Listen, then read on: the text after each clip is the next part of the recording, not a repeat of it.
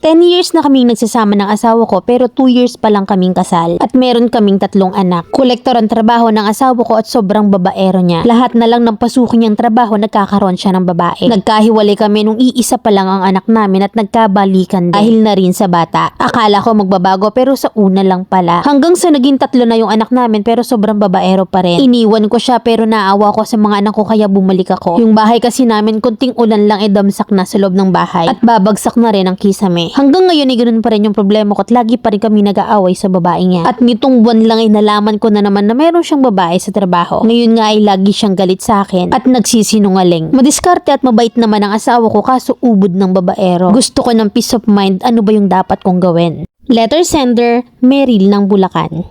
Madiskarte at mabait hindi nga nakakapag-provide ng maayos sa sisilungan. Diyos ko, simulat sa pulay babaero. Nagkahiwalay nung nagkabalikan yung isang anak ginawa mong 3 kahit hindi nagbabago. Sinungaling na lagi pang galit. Ngayon babanatan mo ako ng madiskarte at mabait. Anong lupet? Gusto mo ng peace of mind? Huwag mo nang dagdagan yung anak mo at iwan mo na yung poging bahaw mong asawa. Ipabawsi mo sa sustento kasi 3 yan. Ngayon, kung mahal mong talaga, bahala ka na.